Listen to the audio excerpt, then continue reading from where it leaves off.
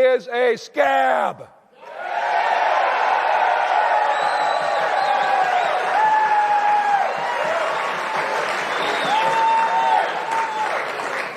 Donald Trump is a billionaire, and that's who he represents. Let's talk about the labor movement. I've been talking about Michigan for a long time. We can't let them take your car industry out. The former president, Donald Trump. President Trump spent 4 years in office distinguishing himself as the most anti-union president of the last 3 decades. And unions. He appointed Eugene Scalia, one of the nation's top anti-union lawyers, to be his Secretary of Labor. Under Trump's administration, the National Labor Relations Board implemented sweeping new rules that made it harder for workers to form unions. Rules, by the way, that Joe Biden reversed when he took office. Trump can give word salads on how pro-union he is, but his record speaks for itself. Donald Trump has a history of serving himself and standing for the billionaire class, and that's contrary to everything that working class people stand for. We want a general strike. We want everybody walking out, just like they do in other countries. As UAW President Shawn Fain understands quite well. Trump packed the courts with anti-labor judges, people like Thomas Farr, who spent his career bringing cases before the courts to weaken unions. President Trump made it harder for workers to earn overtime, and he gutted the federal agency in charge of workplace safety. And it's why we see ads such as these airing. Donald Trump, he's not a good man. He's not a good person. He does not care about anybody in this world except Donald Trump. That's it. That's all. The NABU's Sean McGarvey, seen here, spoke out against the ex-POTUS. Now he's looking to get in that position again to exert revenge on people. I go all the way back to the 80s with Donald Trump and him trying to, get his mug on page 6 of the New York Post. The only difference between the Donald Trump of the 80s and the Donald Trump of today is he feels totally free to let his dark side out. And his dark side is very, very dark. I can tell you that he personally committed to me that he was going to get our pensions fixed. He understood who was affected by these pensions.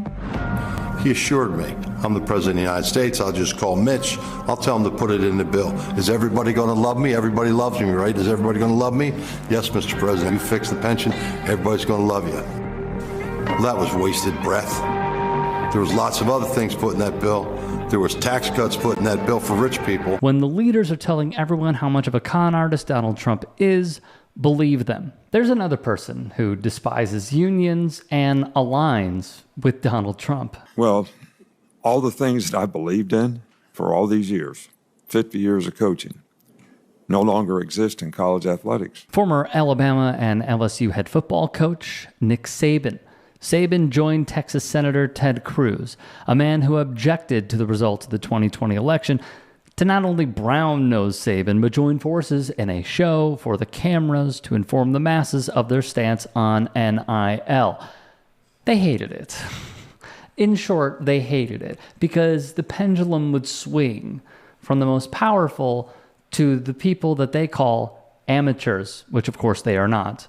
If one is unfamiliar, the legendary head coach owns 2 Mercedes dealerships in the state of Florida under the business name Dream Motor Group. In total, he owns 9 dealerships in the South. From AL.com, Saban has been an investor in luxury car dealerships for many years with Dream Motor Group, already the owner of 2 Mercedes locations in Birmingham, one in Baton Rouge, Louisiana, the same site of the college campus LSU, which is where he coached football previously, one in Nashville, and another in the Houston area. Saban's son, Nicholas, is part of the management team at Mercedes-Benz of Birmingham. To give one an idea of Saban's reach, Ole Miss running back Quinshon Judkins using NIL money, the same money that Saban is opposed to. Well, Judkins bought a Mercedes from Nick's dealership.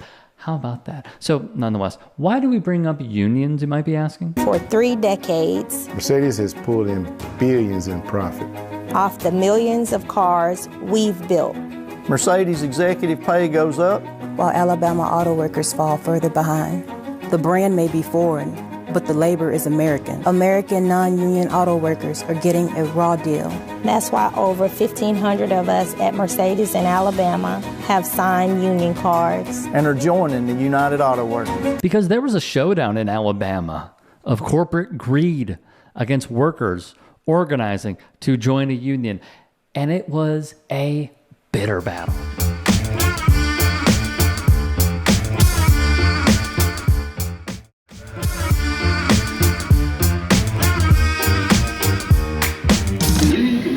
You anything. Over a 3-year contract, UAW stands to collect tens of millions of dollars in dues and benefits. I believe you shouldn't have to pay union dues and generate millions of dollars per year for an organization where you have no transparency where that money is used. They have pretty much shown a video, if I'm not mistaken, every single week about the union. What you just saw are the fear tactics that Mercedes used, but also, as we have shown on this very channel and on this very network, other billion-dollar businesses use to fearmonger and stifle the organizing labor power to join a union. And what they're fighting are the benefits that it would have to workers. From time, unions are responsible for bargaining contracts between workers and employers that guarantee anything from better working conditions to higher wages. On average, union households have received 10 to 20% better pay than non-union households, according to one study. When benefits are considered, that improvement can rise to nearly 30%. And while that is certainly a boon for the workers themselves, corporations must adjust both their balance sheets and employment practices to acquiesce to the contracts. That's at the heart of the battle between the two forces. Now, many, as I said previously, many have fought this and even fired those for trying to organize. And that goes for Amazon, Tesla, Starbucks, to name a few. In 2019, Delta distributed pamphlets to flight attendants and ramp service workers warning that union fees would cost $700 per year. But here's what they didn't mention. Unionized workers earn $700 more per month. Weird how they left that part out, isn't it? Amazon wallpapered its warehouses with anti-union ads. Starbucks CEO Howard Schultz claimed he had no choice but to exclude workers at unionizing stores from new employee benefits. Apparently, when you're the boss, you can just make stuff up. At the end of the day, the reason for the Bezoses and the Howard Schultzes fighting unionization is rather simple. You know, the weapon of mass destruction against the automotive industry has been two words: corporate greed. And many started catching on to this dangerous trend set by billionaires. Now, what do I mean by this? Recently, in a huge victory, Volkswagen workers in Chattanooga, Tennessee, voted to unionize in what could only be considered a blowout. Via NPR, 73% of workers gave unionizing the stamp of approval. It should be noted, Fain and the UAW attempted to organize twice previously, in 2014 and 2019, with both efforts faltering.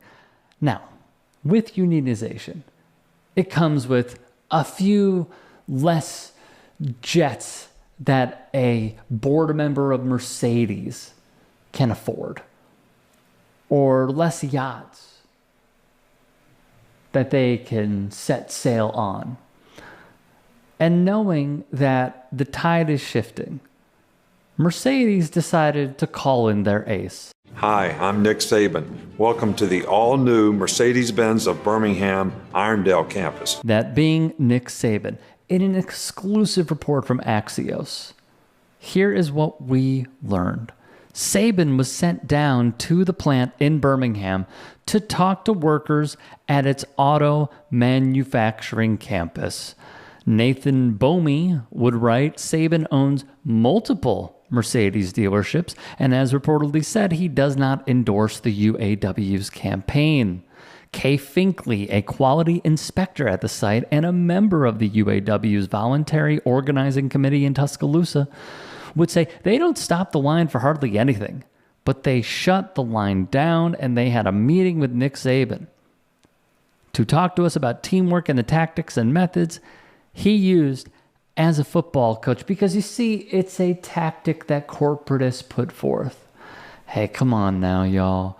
We're a family, right? We all work together and love each other, right? Let's bring in arguably the most successful college football coach to give you some motivation, which, by the way, he really doesn't like that you guys are unionizing. Why would you unionize? When one advertisement aired, Saban wanted to double down and make it crystal clear. I do not personally endorse the UAW or its campaign. And sadly, it appears that all of their fear-mongering tactics worked. Via CBT News, according to the National Labor Relations Board, 56% of the approximately 5,000 eligible workers voted against unionizing, with more than 90% participation in the election.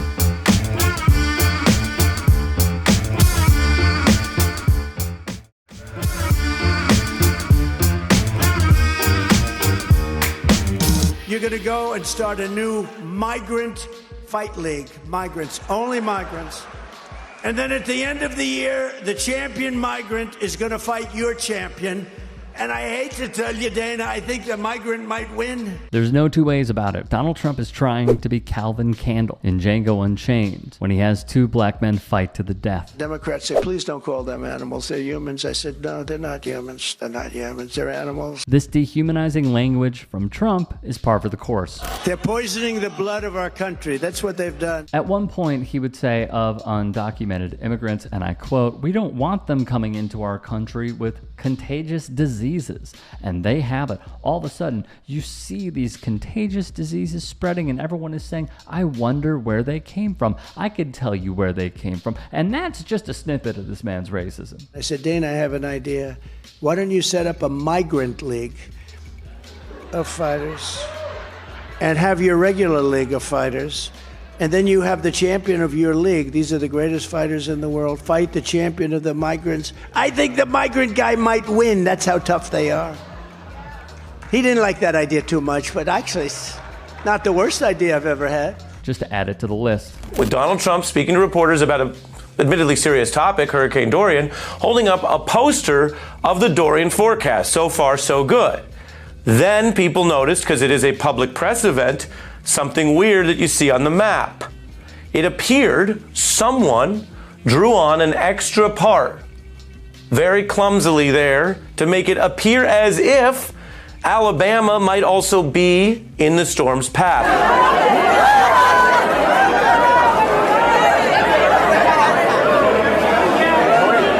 Right, and then I see the disinfectant where it knocks it out in a minute.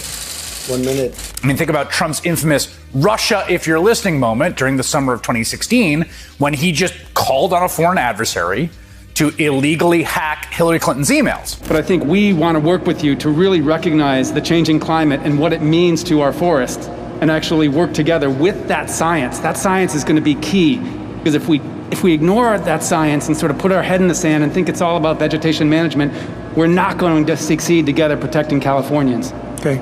It'll start getting cooler. You just watch. I wish science agreed with you. Hey, well, I don't think science knows, actually. Back in September 2019, it was the White House itself that released the notes from the so-called perfect phone call with the Ukrainian president, where Trump pressured him to dig up dirt on the Bidens, leading to the former president's first impeachment. New York Times reporter Maggie Haberman writes in her forthcoming book that Trump's White House toilet would be clogged with documents that Donald Trump was flushing down the toilet. It's like when he pressured Mike Pence to help commit a coup on Twitter. And when that was doomed to fail, he riled up an angry mob and sent them to storm the Capitol. Like when Trump instructed his personal lawyer, Rudy Giuliani, to pitch the Department of Homeland Security on the federal government seizing the voting machines as part of an attempt to steal the election. So look, there are a lot of ideas that Trump has had that have simply failed us. His fight league idea, though, is not a dog whistle, but a bullhorn to his largely Caucasian base. Salon's Chauncey DeVega would write, during a speech to the right-wing Christian Faith and Freedom Coalition's Road to Majority conference, Trump made the same suggestion. Watching human beings brutalize each other inside of a cage is, of course, a very Christian thing to do. He writes that it is the epitome of dehumanizing your fellow man from Donald Trump, a tradition he carries, and is embedded in a pattern of racism, white supremacy, and nativism against black and brown people. DeVega would add, channeling the big H, Donald Trump has repeatedly described non-white migrants and refugees as vermin and poison in the blood of the nation. A migrant fight club is the logical next step in such beliefs. Of course, his followers brushed it off with this typical line. Kevin McPherson told Politico he likes to tell jokes. This is expressing how some of these illegal immigrants coming into this country are hardened criminals, and he's trying to show that yes, there are criminals here. Bobby Newman, a member of MAGA, said she did not hear it at the rally, but that she would support the Migrant Fight League if her savior Donald Trump believed in it. The bigotry from Trump and his base is standard, though. A 2019 USA Today analysis of more than 6 of the former president's rallies found he had used words like invasion and killer to discuss immigrants at rallies 500 times. Trump's rhetoric, though, on the Migrant Fight League is rooted in racism. And this is where we turn to, in my view, one of America's best sports writers, Kevin B. Blackistone. This form of fighting Trump mentioned were born during slavery, he writes. They remained through Reconstruction. They flourished during the deconstruction of Reconstruction as a means of reestablishing at least the psychological strata of skin color in this country. Blackistone shouts out Purdue historian Randy W. Roberts, who wrote a book on boxer Jack Johnson. Their sole function was to reinforce racial stereotypes like the black people in minstrel shows. Black people in battle royales conformed to white expectations. Blindfolded or tied together, black people were made to look more comical and less dangerous. It was difficult to take seriously one whose masculinity and dignity were so totally compromised, emasculated before each other and the white audience. The black youths were given painful lessons about the nature of caste. From Blackistone once more, we are almost a quarter of the way into this century, but there are those among us who would like to turn back the clock. Trump's migrant fights idea is a regurgitation that represents just that. It is no laughing matter. Peter McLaren, a social critic, would weigh in as well. Trump supporters might be titillated by the gladiatorial atmosphere of the Roman arena when gladiators were forced to fight each other to the death, and find it supremely amusing to imagine migrants, already labeled as rapists, murderers, and vermin, as inmates escaped from insane asylums south of U.S.-Mexico border who are poisoning the blood of the country, beat each other into oblivion. But they need to understand that this says more about them than the migrants whom they relish in their derision.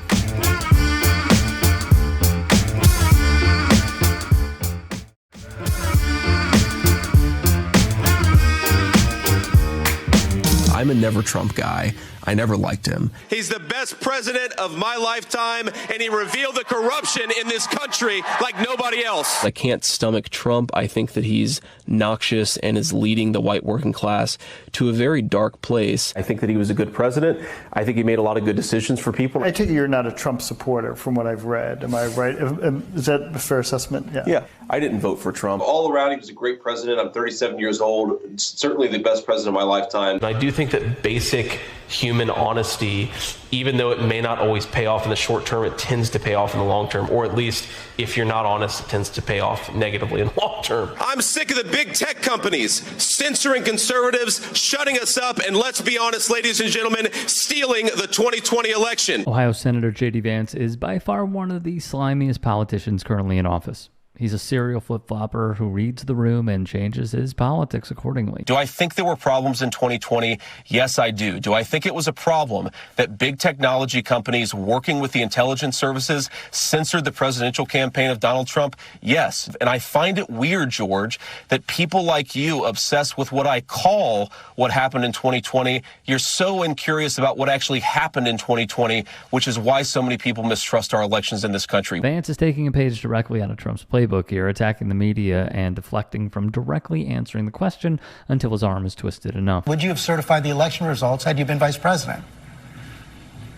If I had been vice president, I would have told the states like Pennsylvania, Georgia, and so many others that we needed to have multiple slates of electors, and I think the U.S. Congress should have fought over it from there. That is the legitimate way to deal with an election that a lot of folks, including me, think had a lot of problems in 2020. I think that's what we should have done. The once never Trumper who compared Donald to the Big H is now openly admitting that he would have done Trump's bidding on January 6th on national television. How do you respond to that your support of Trump is sanctioning that kind of behavior, sexual assault and defamation?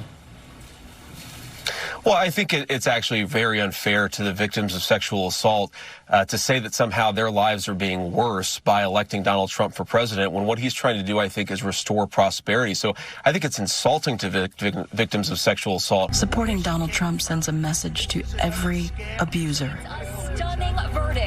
every rapist, and every man who's ever used his power to hurt a woman.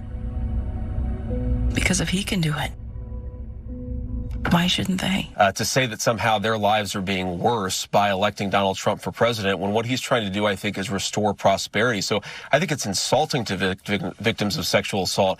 If you actually look at so many of the court cases against Donald Trump, George, this is not about prosecuting Trump for something that he did. What's even weirder is bending over backward to defend someone who couldn't care less about you and has openly admitted that you are just another pawn at his disposal. This is a great person who I've really gotten to know. Yeah, he said some bad things about me, but that was before he knew me, and then he fell in love. Remember I said that about Kim Jong-un? He fell in love, and they said, oh, Trump is saying he fell in love. Actually, he did, if you want to know that. Just months before Trump's campaigning for Vance's Senate bid. That's what they're waiting for. They're waiting for one race. You know, we've endorsed Dr. Oz. We've endorsed JP, right? J.D. Mandel, and he's doing great. They're all doing good. Donald didn't know the difference between Vance and his opponent, Josh Mandel. We are living in a banana republic where the president is using his Department of Justice to go after his chief political rival, the person he will appear on the ballot with in about a year. If the Department of Justice will use these nominations for law instead of politics, I am happy to end this hold policy. But so long as the Department of Justice uses its nominations and uses its personnel to go after its political opponents from the President of the United States on down, I will object because of that, Madam President. This is precisely why Trump backed Vance. He gained another blindly loyal servant in the Senate to do his bidding while advocating for policies and ideas that resonate with the MAGA base. This is one of the great tricks that I think the sexual revolution pulled on the American populace, which is this idea that, like, well, okay, these marriages were fundamentally, you know, they were maybe even violent, but certainly they were unhappy. And so getting rid of them and making it easier for people to shift spouses like they change their underwear, that's going to make people happier in the long term. And maybe it worked out for the moms and dads, though I'm skeptical, but it really didn't work out for the kids of those marriages. And I think that's what all of us should be honest about, is we've run this experiment in real time, and what we have is a lot of very, very real family dysfunction that's making our kids unhappy. I want to empower the President of the United States, whether that's a Democrat or Republican, to use the power of the U.S. military to go after these drug cartels. Here's the real problem. Similar to what we did in Colombia? If we have to, absolutely. I really worry about how much time we focus on the tasks that we have in a given day. And if we're focused too much on the wrong things, we don't have enough time to focus on the right things. That's certainly true in my job. I think it's true in any other job.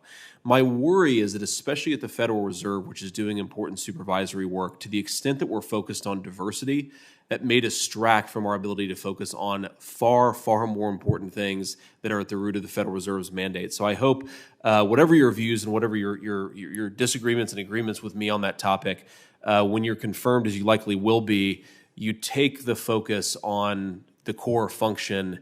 And I hope that none of us are distracted by some of these other concerns, because I think that's what may lead to the next financial crisis, a lack of supervisory authority from the Federal Reserve. And I think over-focusing on diversity actually enhances and makes that more likely, doesn't make it less likely. Thank you for answering my questions. Someone claiming that diversity is getting in the way of an organization's or business's performance is a massive red flag. That tells you a lot about the person who is saying it. And Vance has proven time and time again that he is an absolute disgrace to the country.